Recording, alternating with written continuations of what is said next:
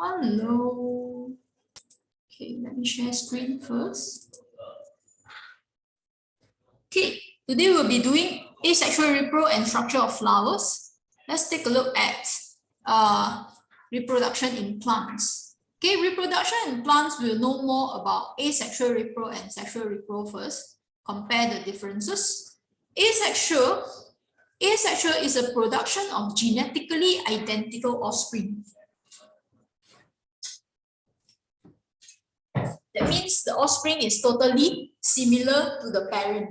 Okay, exactly twin copy and look like actually it's a clone.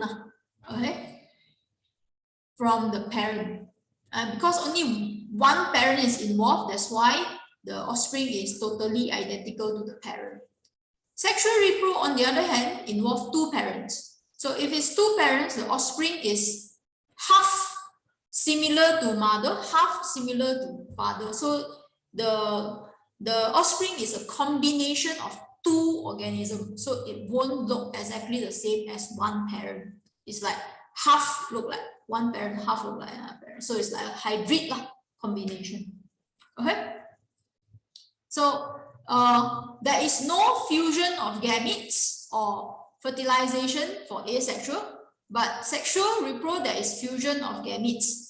Fusion of gametes means the male gamete, which is the sperm, and the female gamete ovum, they will fuse together and form one cell. So you have to imagine one cell and another cell, two cells fuse together to form one cell. Two fuse into one. So this is special only for sexual repro. Okay, two cells fuse and become one cell, and this cell is what we call the zygote. Okay, so there's no fusion for asexual, but there's fusion for sexual. Okay, and then result in a population of organism produced in this way, produced in asexual reproduction way, are generally identical and they are known as clones. Okay, next let's take a look at the definition gametes. Gametes is a group of specialized reproductive cells. Okay, in a species which produce two morphological distinct types of gametes, and in which each individual produces only one type. A female is an organism or is an individual that produces the larger type of gamete called ovum, while the male will produce a smaller type of gamete called sperm. Normally, the sperm will move towards the ovum because the sperm is lighter, so the sperm can move towards the ovum, which is larger. Okay, haploid cells. Haploid cells refers to cells that contain only one set of chromosomes. Okay, gametes, sperm will contain one set of chromosomes. Gamete, ovum will contain another set of chromosomes. So you have to imagine sperm is haploid, ovum is also haploid. When the two of them combine and form the zygote is diploid because the zygote received one set from father, one set from mother. So the zygote now has two sets. Okay, so that's the difference between haploid cell and diploid cell. So normally haploid cell is used to describe gametes. Diploid cell will use to describe the offspring. Okay, after the zygote is formed, the zygote will be diploid, and you continue to divide into 2, divide into 4, and all the subsequent cells that divide, that is produced from the division, is diploid. Okay. Then we have mitosis and meiosis. Mitosis is a type of cell division to produce identical offspring, to produce identical cells. Mitosis is a type of cell division that produce gamete. Okay, so in other words, asexual repro only involves mitosis. Sexual repro involves meiosis. Okay, Ken? Okay, let's take a look at asexual reproduction. The advantages and disadvantages of asexual reproduction are as follows. Okay, for advantages, only one parent is involved. So this is advantageous because you don't need to go and find another, basically another partner to reproduce with you. So if you are the only organism in the desert, you can still reproduce. You don't have to wait for another same organism of your same species to emerge to start to reproduce.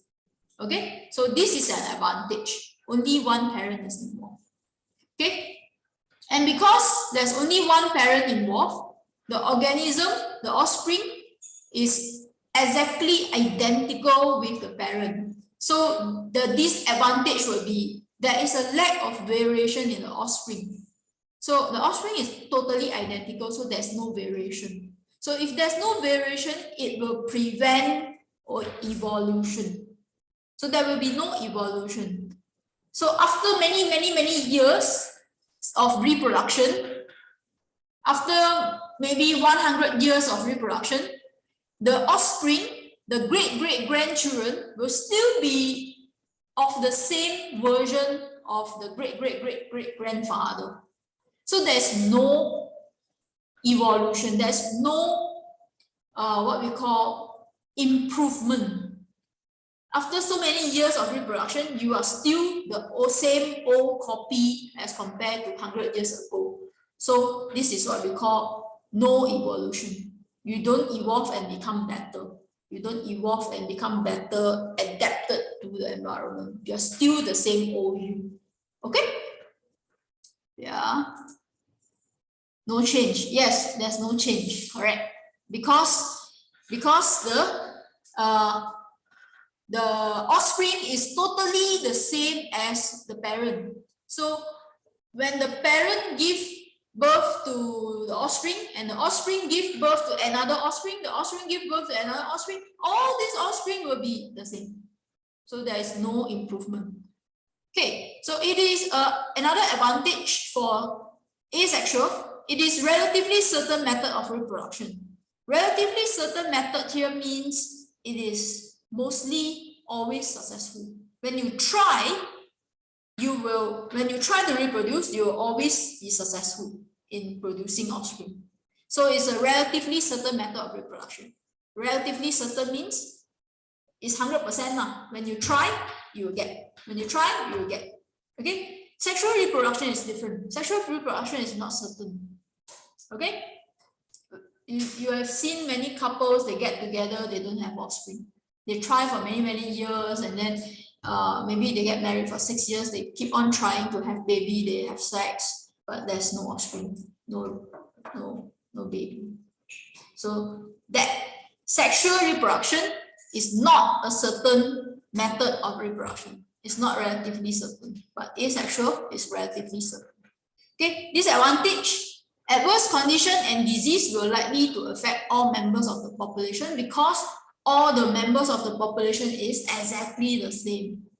So if the disease affects one of the population, one of the member of the population, it will also affect the rest. Okay, you won't see a difference in the illness. Like for example, for COVID, you imagine COVID, the same type of COVID variant, it infects different humans. Some humans only cough, some humans cough and fever, some human cough, fever and hospitalized, some human dead, worse. Okay, so it has different effects on human population. Why? Because we are different from each other. Okay, but if human population are all clones, so if it causes death in individual 1, it will also cause death in individual 2, individual 3, then this is very risky, because if it causes death, then the whole population will be wiped out. Everybody will die. Then there will be no more humans. Got it? Okay, so the adverse condition and disease will likely affect all members of the population. So it's very risky. If there's any disease, the whole population will die. So that's disadvantage for asexual. Okay, let's take a look at another advantage. Because the parent can survive very well, the offspring will also survive very well. Okay, the parent and the offspring is exactly identical. So if the parent is well adapted to the environment, the baby, the offspring will also be well adapted. Okay, and the disadvantage for this advantage will be the distribution is limited. What does distribution limited means? It means like say for example, you are very well suited to live in US. So when you give birth to your offspring through asexual, your offspring will be totally identical to you, right? So they will also live very well in the US. Your grandchildren, your grandchildren, your great-grandchildren, all will also live very well in the US. But you guys are only limited to US. You cannot live well in Canada because it's slightly different already. You cannot live well in Mexico, which is the bottom part of US. So your distribution is limited. So your ability to populate the world is limited. You are only well suited to live in US. That's all. You cannot go further and live in Canada. You cannot go further and live in Mexico. You will die. Something like that. Okay, so that's what it meant by distribution of species likely to be limited, because asexual repro plants is exactly identical. You don't have a different variant of yourself that is much more better living in Canada than US, or you don't have another variant that is much more better in Mexico than US. Maybe slightly different. For humans, you can see we have somewhat tall, then we have very tall, then we have very short, like this, different variant. So the tall one maybe live in US, the very tall one live in Canada, the very short one live in Mexico, like that. So if all of your offspring, all of your population is tall, then cannot go to Canada, cannot go to Mexico, because you don't have tall, you don't have short. You only have, sorry, you don't have very tall, you don't have short. You only have tall. Okay, so that is what it meant by distribution is limited. Got it? Okay, because it does not require male and female reproduction, asexual repro occur faster and require less energy. So this is an advantage.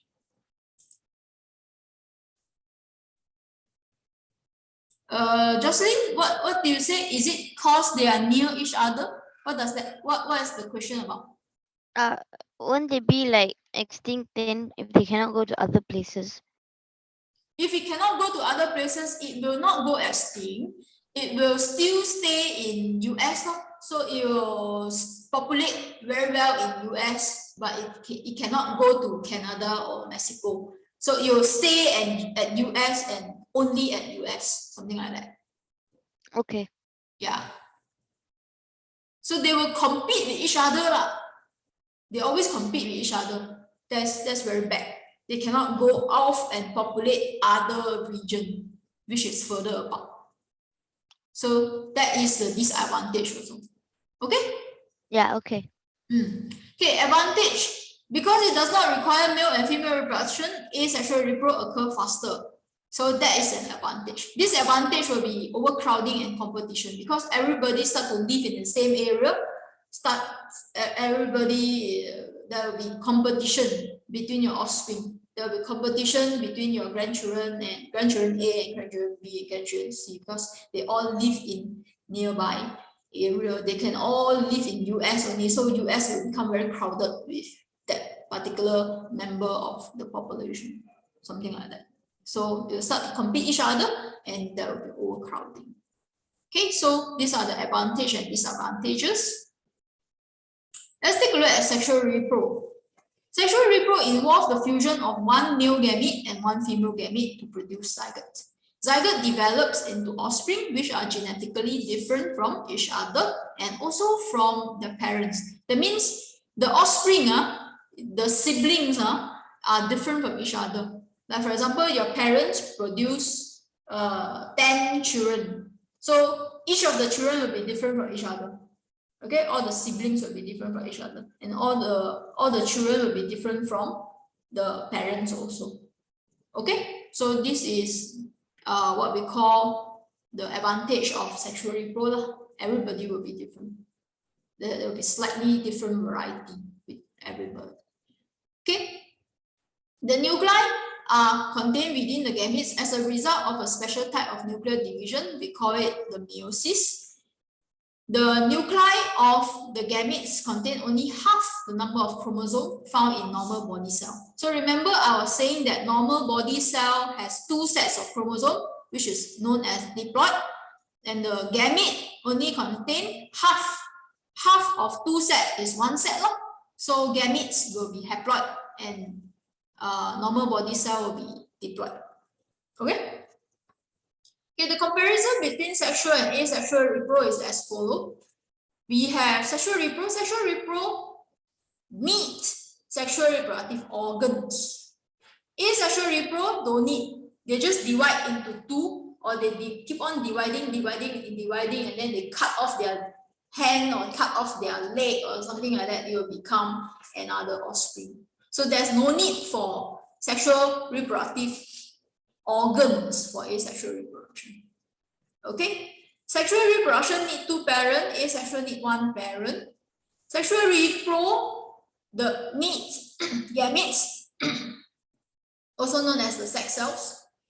Asexual repro, there's no sex cells involved. Okay, sexual repro, zygote is formed. Asexual, no zygote. Sexual repro rely on meiosis. Asexual rely on mitosis. Sexual repro offspring are genetically different from parent. Asexual repro offspring genetically same as identical as parent. Sexual, there will be a long time from fertilization all the way to reproduction. Just imagine for human, the moment you were born until your reproductive organs are mature, you probably need how many? 15 years. So it's very, very long. Okay, but nowadays we don't reproduce at 15, but at 15 you can start to reproduce already. Okay, for female it's slightly earlier, around 12 can reproduce already. But still it is very long. Okay, for asexual, there will be rapid replication if the condition is favorable, and the population will increase rapidly. It doesn't take years, it takes maybe a few days. Then it can reproduce into 1 more already, and maybe take a few months for some organism that reproduce much more slowly. Okay, so sexual repro, it takes very long time. Asexual, only very short time. Sexual repro is for plant and organism or animals that are more complex. Asexual is for plants and simple organisms. Okay, this is some extra information you can read on your own, but it's not tested. Okay, tissue culture. Tissue culture is a type of technique used to clone cells. And tissue culture is mainly for plants only. It's not for animals. Okay, tissue culture is a type of practice, a type of technique to clone the cells of plant and make them into many plant cells. So you know, like plantation involves a lot of plants, not different plants, a lot of plants, right? A plantation of maybe how many hectares have maybe a few hundred maybe coconut tree or something like that, and the coconut tree are all actually identical sample of each other. So how do they reproduce all this? They use the technique called tissue culture. Okay, so tissue culture will help them select the best breed, and then they clone, they select this breed. This breed is the best. This breed has the most coconut water, and the flesh, the coconut flesh is very thick, and the coconut husk is somewhat in medium, not too thin. Too thin, they will spoil very easily. too hard or too thick, it will be very difficult to get the water or the flesh. So once you get the best breed for the coconut plant, you get the best breed already, and then you start to use tissue culture to make it into 1, 2, 3, 4, 5, 6, 7, maybe 100 of it. Out of this one particular sample, you make 100 different type of coconut plants and start to plant them at the same area. That's how you get plantation. Okay, that's tissue culture. Tissue culture is the technique, but take note, tissue culture is a form of cloning for plants, only plants. For animal, if you were to clone, we call it cloning. Okay, tissue culture is for plant, cloning is for animals.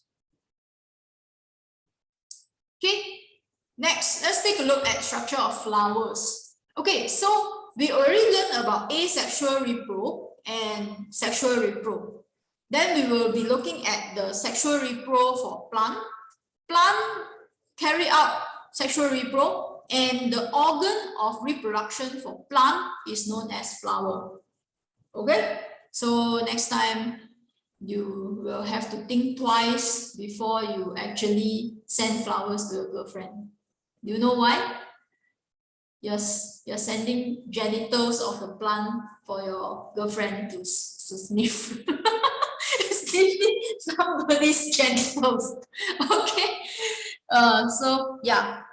So we have flowers. The flowers of a plant are organs of sexual reproduction.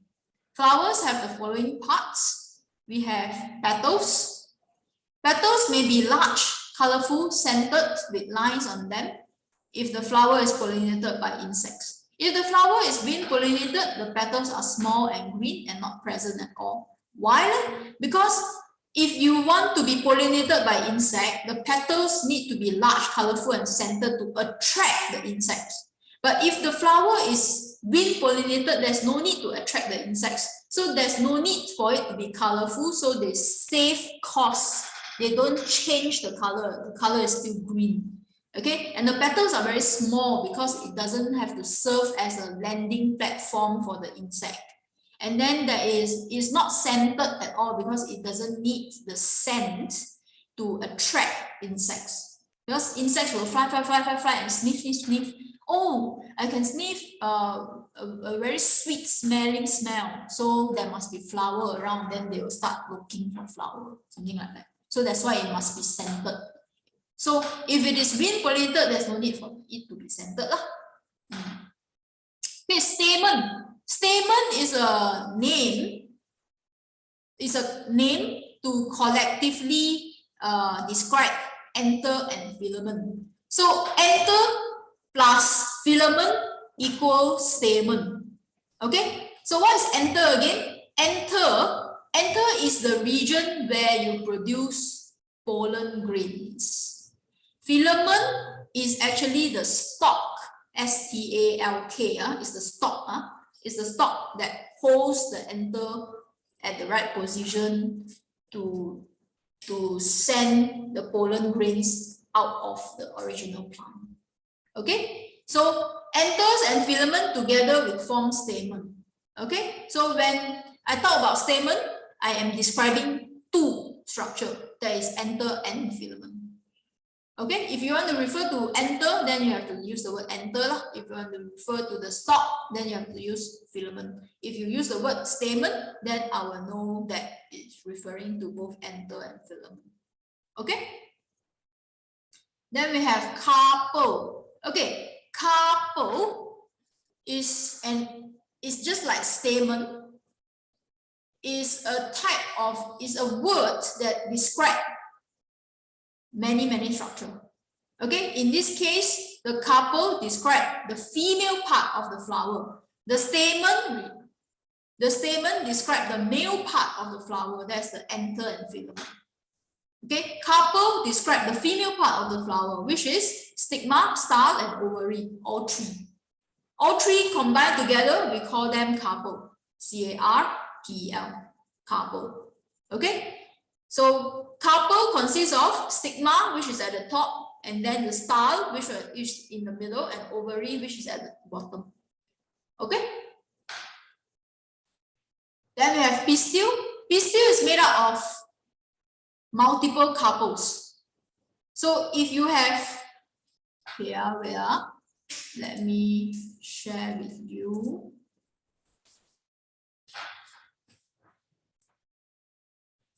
So this one is filament.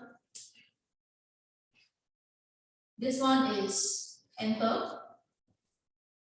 And together, we call it stamen. Okay? This one is ovary. This one is style. This one is stigma. Together, we call it carpel. Okay? Okay? So, if I have more than one carpel in the flower, then collectively, I will call it pistil. Okay? So, all this, I will call it pistil. Okay? Okay? Very clear? Let me share screen again. So pistil consists of carpels. Then we have stigma. Stigma is a swollen structure that receives the pollen grains. Stigma is sticky. So when the pollen grains fall onto the stigma, it will get stuck to the stigma. Okay, so the pollen grains will fall off. It's the landing platform for pollen grain. When they mature, they secrete sugary fluid. This sugary fluid is sticky and it will stimulate the growth, or what we call the germination of the pollen grain. Then we have the style. Style is connected to the style is connected to the style is connected to the ovary. Okay, style is connected to the ovary. So it is a stalk that connects the stigma to the ovary. Okay, it also holds the stigma at the right position to trap the pollen grain. Then we have sepals. Sepals is actually, it is, you can imagine, we have the petals like this. Outside the petals here, there will be sepal. Okay. The sepals are actually the greenish, is a type of greenish, it looks like petals, but it's smaller than petals and it's green in color. And it will cover up the whole flower before the flower actually blooms. Okay, so when you imagine a very young flower, it haven't bloomed yet. It will be in the bud stage, B-U-D, bud stage. So this bud stage, the sepal is the outer region of the bud. So when the sepal open up, the petals will come out of it. Okay, so the sepals are usually green leaf-like structure which protect the flower when it is still in the bud stage. Okay, calyx consists of sepals. So sepals, these are petals, then these are sepals. So one is sepal. Multiple of it together, we call it calyx. Okay, calyx. Androecium is also another name for stamen. It refers to the male part of the flower. Gymnosium is the carpel. Okay, it describes the female part of the flower. The complete flower, okay, consists of pedicle, receptacle, calyx, corolla, and also female and male parts. Okay, the whorl, W-H-O-R-L. Okay, the four whorls of the flower will be the calyx, corolla, stamen, and carpel. Okay, remember calyx is made out of sepal. Corolla Okay, here you never see. Corolla is actually made up of the petals. Okay, so you just imagine we have the sepal, all the sepals, calyx, and then we have all the petals called corolla, and then inside will be the male part and female part. Then that will be the whole flower already. That will be whole. WHORL. Whole. Whole. 4 wholes of the flower is called the calyx, corolla, stamen, and carpel. Okay, types of flower. We have 2 types of flower, bisexual flower and unisexual flower. Yeah. Stamen is what part? Stamen is made up of anther and filament. And stamen is the male parts of the flower. Stamen describe the male parts of the flower. Okay. Can. Then types of flower, bisexual and unisexual. Bisexual here means one flower contain both male and female part. The one is bisexual. Bisexual flower. Unisexual flower refers to a flower that contain only male part, no female. Or flower that contain only female part, no male. This one is unisexual. That means it contains only one sex. One sex. Uni means one. Bi means 2. So unisexual flower means only either male or female parts. It has only one part, either male or female. Bisexual flower contain 2 parts, male and female. Types of unisexual flowering plants, we have monoecious plant and dioecious. Okay, monoecious possess both male and female flower. That means one plant contain both male and female flower. Dioecious plant, one plant contain only male. Then another plant contain only female. Like that. So that's the meaning of monoecious and dioecious. Okay?